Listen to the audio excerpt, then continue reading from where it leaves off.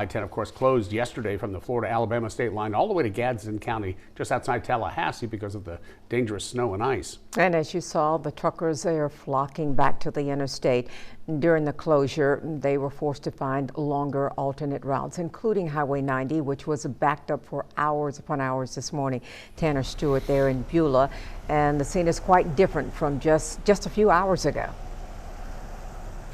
It really is, Sue, and we are seeing a steady flow of traffic coming from the west across that Alabama state line, and you can't see it through our cameras, but there are still some concerning patches of ice here on the roads, and a lot of that is due to the shade that we've seen. But countless cars that we saw, including ourselves, stuck in this traffic today. Many drivers, truck drivers, some locals too, all saying the fun is over.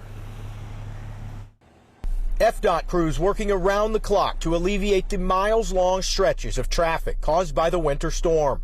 This afternoon, FDOT reopened a major portion of Interstate 10, but for thousands of truckers, the initial closing kept them from doing their jobs, forcing them and other drivers to take alternate routes like Highway 90, creating a backup more than 5 miles long at the Florida-Alabama state line. This stretch of Highway 90 has been backed up for hours now, headed into the eastbound lane. It's just after 1 o'clock. Our photographer and I ran into this trouble just about 5 miles down the road, and you can see just how massive this traffic buildup is. Many drivers I talked with say they weren't sure which direction to go after being rerouted multiple times. I also spoke to several truck drivers throughout the day. Many of them say today's conditions were a break compared to the last 24 hours. One driver telling me his truck stood still on a highway last night for more than 15 hours.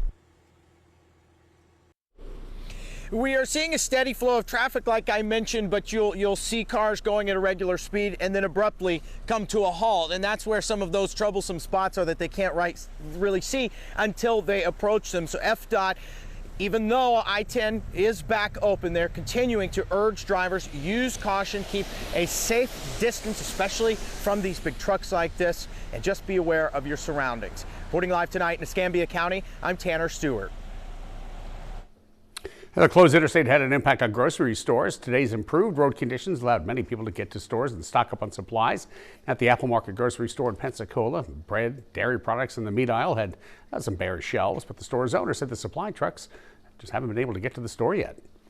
That's got all of our replenishment backed up, because most of it comes along the interstate, and so they're having a very difficult time working their logistics, and so we're gonna be another 3 days after this to get replenished.